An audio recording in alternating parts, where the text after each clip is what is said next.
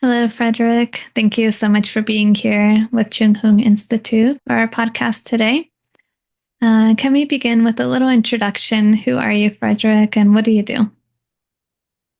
You want me to introduce me? Yeah. Okay. Well, hi. Thank you for connecting with me. My name is Fred Luskin, and I'm a longtime forgiveness researcher and teacher, and maybe not as intense as you, but I've had a full adult life meditation practice, and some of what I tried to do with the Forgiveness Project was create a secular method of, keeping your peace, without resorting to any religious or spiritual like dimensions, but they're there. So at this point, I identify myself as the director of the Stanford Forgiveness Project, and I've written 3 books on forgiveness. Yeah, and recently I saw you had a workbook out, which I think would help. It seems it will help many people. I can't wait to go through that myself. Can you talk a little bit about your current research, Fred, that you're working on and what you hope to achieve with that research? The most current research I'm doing is on trying to help people in recovery from addiction, to have more self-forgiveness. Um, we just published a book on that called the Forgive for Good Workbook for Recovery, but that took my work and turned it into a workbook, but we're still trying to perfect the piece of self-forgiveness around, maybe the harm one did because of an addiction. The central premise is you want to make peace with your life. Like that's the central premise. Lives have a lot of suffering. They have a lot of nasty, not so good stuff, and they have a lot of incredible beauty. And the damage of unforgiveness is we use the suffering to obscure the beauty. And you know, it's a heavy load. And so the process is you go from feeling like a victim to somebody who may have been victimized, but you don't identify with it anymore. You leave that identity behind so you can just go back out there and greet your life. Um, that's about as simple as I can get, but that's an essence of forgiveness. Yeah, how did you get here, Fred? Like how did you choose forgiveness? What are you willing to share with us? What happened? There are a couple of threads. One, I did start a meditation practice when I was in college, and it was influenced by both Buddhist stuff and by more yogic stuff. This is a long time ago, so I remember reading The Three Pillars of Zen and Zen and the Art of Motorcycle Maintenance, and Mhm. read Alan Watts. But also read Autobiography of a Yogi and Ram Dass's stuff and more yogic based stuff. But I've always had this, it's all the same, or not all the same, but pretty damn close. So having had a meditation spiritual orientation, I looked for avenues to express that in my life. And one of the dimensions was when I was going for a PhD and I had to choose a dissertation topic, I wanted it to have something to do with spiritual practice, but I wanted to present an entirely secular method of spiritual practice. So that's one. The second thing that got me interested in forgiveness was how bad I was at it. So being a forgiveness loser um, propelled me once I recognized that I really couldn't do this, that I had to get some methods to do it. And one of the more sobering truths was at that point for me, meditation was not enough. Like simply having a meditation practice was not enough to forgive. And over the years, I've seen that to be true for a lot of people, given workshops at Spirit Rock on it. And, it's just, it's harder than that, and it's more complex than that. But I learned the hard way by failing at it dramatically. And the third spur was my advisor at Stanford going for my PhD when I was saying, I want to do some kind of heartfelt spiritual thing that I can secularize. He told me, but like, you have to do something with his existing research. And there were very few domains with existing research. Forgiveness was one of them. So at that point, I could not have chosen compassion or love or gratitude because as a doctoral student, you can't invent a field.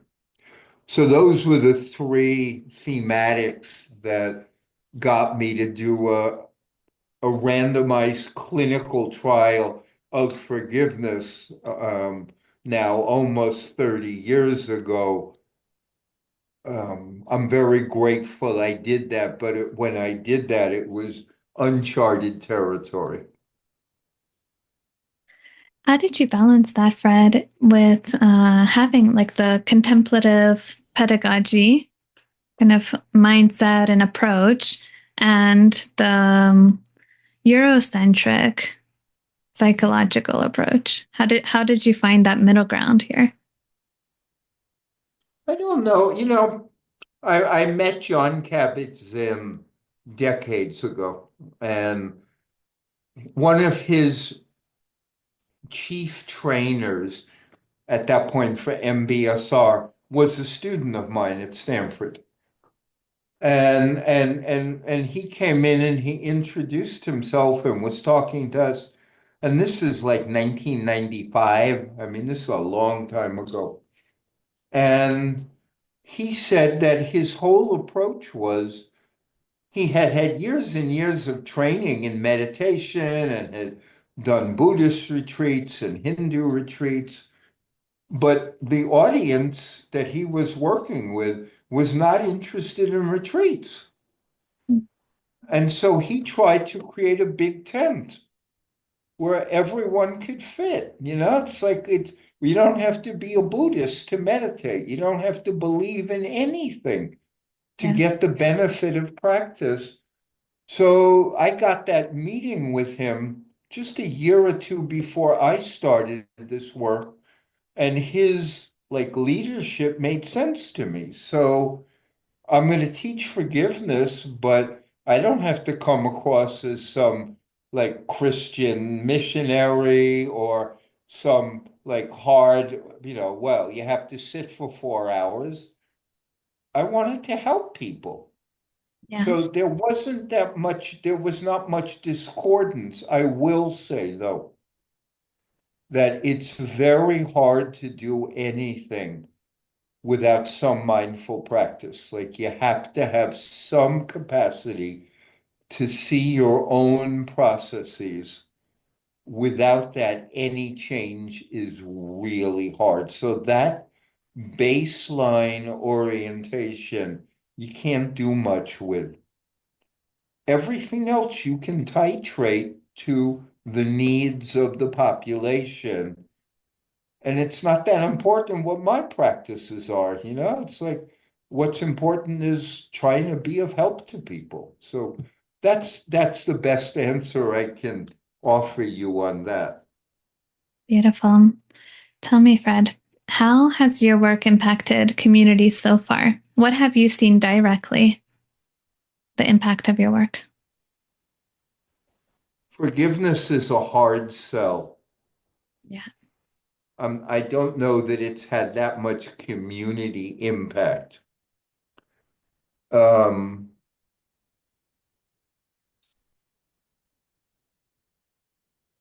Forgiveness requires a maturity. You have to recognize that you have some choice. You have to have some tiny bit, at least, of ego transcendence. Because if you don't, all that matters is what happened to you. We've tried to influence communities, and it's hard because if you come from a community that has antagonisms against another community, and you teach people forgive as we have with people in Northern Ireland and Sierra Leone, we discovered that when they go back to their original community, the pressure to maintain their grudge is intense. And so, in order to change a community, you'd have to influence way more people in a community than we ever attempted to.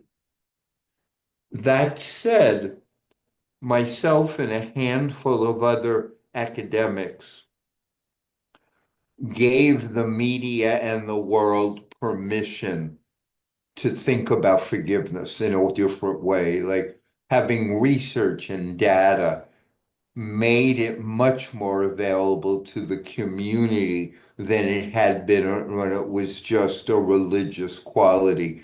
And in that way, we have made a slight influence on the community because you can now talk about forgiveness, about its research, about the fact that you can teach it, and the fact that it has physical health benefits. Um, but broader than that, I'd be very cautious. Tell me, what are the physical health benefits that you found? I mean, there be what you imagine. If you stop being pissed off or you stop thinking you're a victim, you're going to feel better. You're going to have less stress. Your nervous system is going to be less jolted.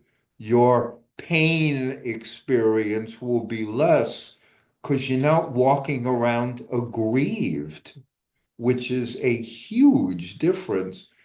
That's the negative side. On the positive side, you get benefits simply from coping with your life. Like there's a positiveness from coping to your life by saying, I had something really painful and I got over it. So there's a building of a positivity that also has health benefits. There's something negative health-wise about blaming other people for our suffering. And there's something health-wise about the hostility that comes when you've been harmed and haven't worked that through. Forgiveness minimizes the harm done by both of those. It's very funny that today's society, everyone wants to point the finger and say, it's your fault. It's never my fault. But I think that there's a lot of the turmoil we experience in the Western society, at least, is we have so much self-hatred, lack of forgiveness.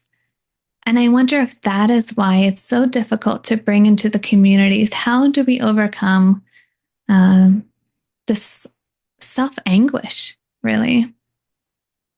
I mean, you're obviously a long-term Buddhist practitioner. You don't have to be a long-term meditator to notice how much attack is in your thoughts when you sit. You don't have to do this for 30 years and you don't have to go on long retreats. All you have to do is sit there and be honest with yourself. You and I know that's one of the major reasons people give up meditation because they don't like meeting themselves at all. So I'm going to broaden that and say it's more human than Western. It's we have a tendency to attack as a method of not having to look at ourselves. We have a capacity to do self-attack also when we don't like what we see. It takes a lot of strength to watch those attacks and not get caught up in them. And you know that as well as I do. So I think this is more universal than Western in my thinking. When you practice that attack and self-attack, that becomes a habit. And the difficulty of forgiveness is unwinding that habit of saying, yeah, this is a habit, but you don't need that habit. And you want to practice other things to create different habits. And that's straight from Buddhist thinking. It's like you want to create habits that will do more good than this habit. That's a general orientation to forgiveness is to notice it as an arising of your mind, that it becomes a habit.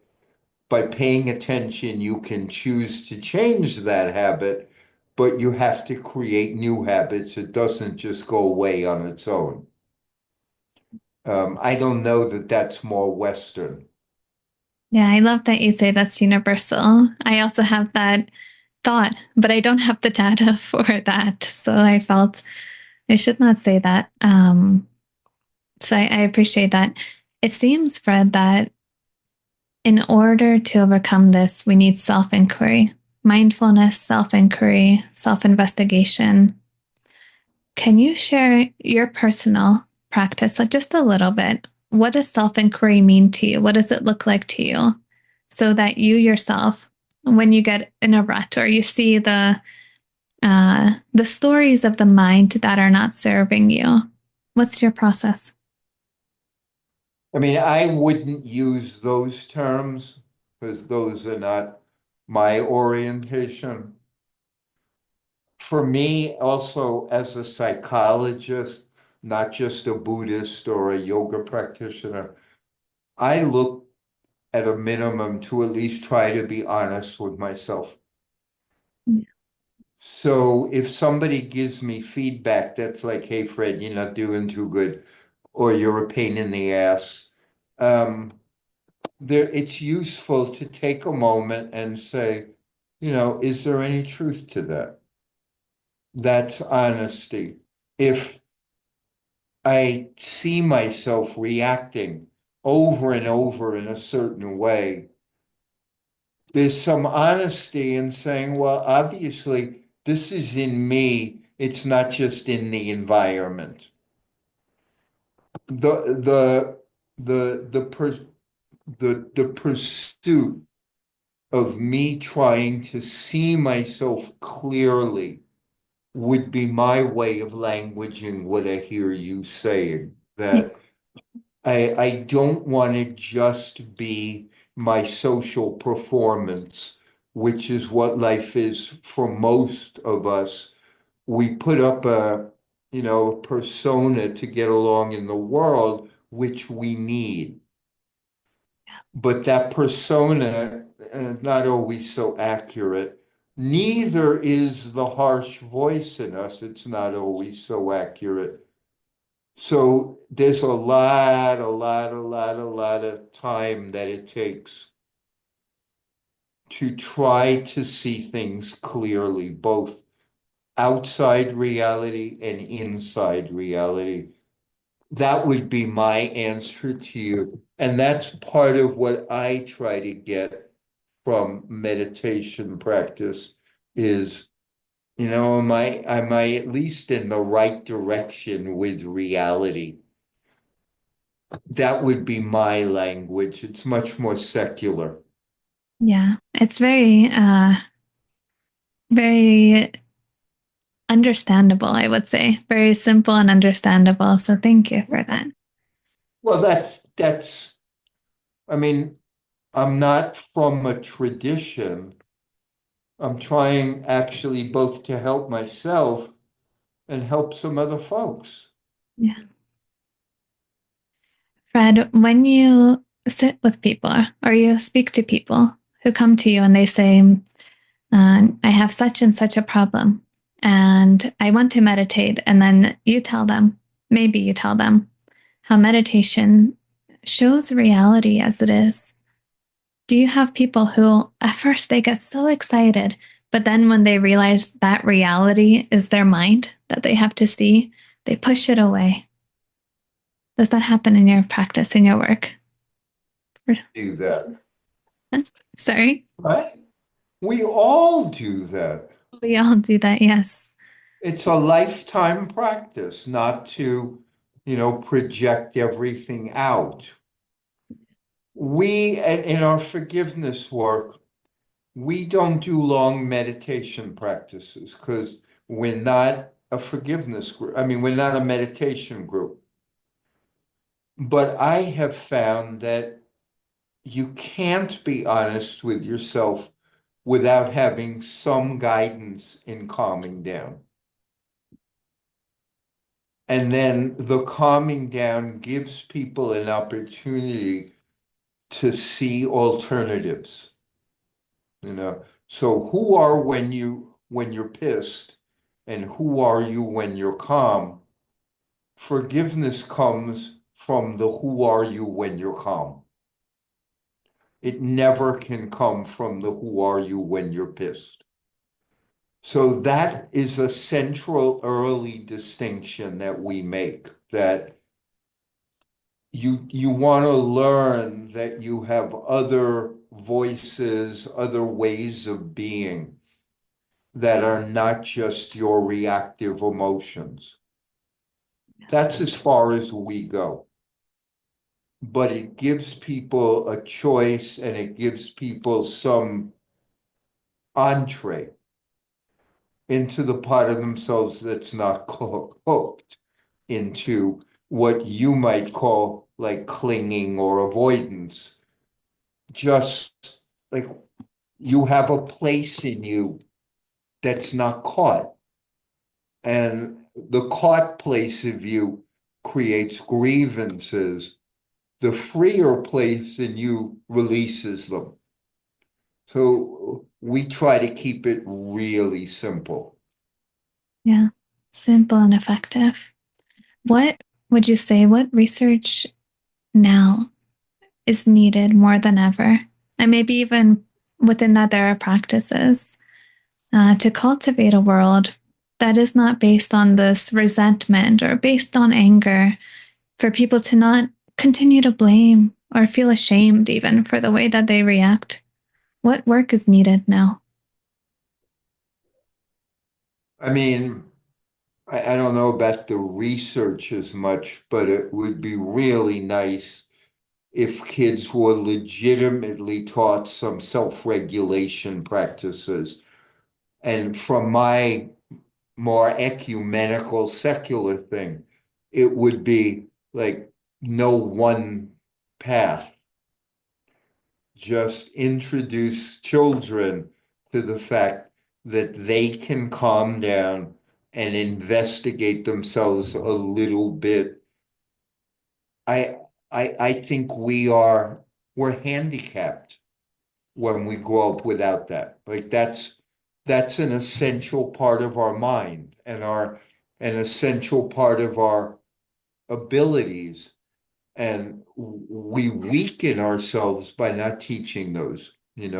Michael Murphy, decades ago, who was the founder of Esalen, did a review of all of the research on meditation. And This was 25 years ago when it was much more primitive. But he said basically, like, this is another state besides sleeping and, dreaming and waking consciousness. And humans are poorer because they're not guided to enter that state and access it in the way they access the other states. And he mentioned that as trans theoretical. It had nothing to do with whether you practice TM or, Zen or Christian prayer. None of that was relevant. The relevant thing was it was inside of each person waiting to be opened. And that would be what would be desperately needed is, teaching that to younger people so they have more self-awareness and control. I agree with you. Because then what ends up happening, we grow up and we feel angry or feel so disappointed and upset. And we react, and then wonder, why is the world attacking me? But it's not. Everything is all just our mind. Everything. Sometimes the world is attacking you, but most of the time it's not. Yeah. Yeah. No, no. Yeah. Thank you, Fred. Fred, is there anything you want people to know more than ever now? Mhm. The major benefit of our work is forgiveness is a learnable skill. That is important. I remember reading like the Dalai Lama's Art of Happiness like decades ago. And he was emphatic that if you want to be happy, you have to practice the conditions that lead to happiness. And if you want to be unhappy, you practice the conditions that lead to unhappiness. And he listed, the more virtuous conditions. Well, we're finding out that most of those virtuous conditions can be taught. Yes. And you don't have to be a practicing meditator for 40 years to learn how to be more grateful or to be more hopeful or to be more forgiving or be more compassionate. You can learn some of that stuff in 6 weeks. That's from my work, that's the most important takeaway. Thank you. Fred, where can people find you if they want to look up your work, if they want to email you? What can Yeah. I have my website is fredluskin.com. My books are on Amazon. There's like 100 or more videos of me on YouTube. I mean, I'm not hard to find. Great. Thank you so much for joining us today for Chung Hung Institute podcast. And I am really, really looking forward to people also gaining great benefit from your work. Thank you. And again, I'm sorry that I was late. Thank you.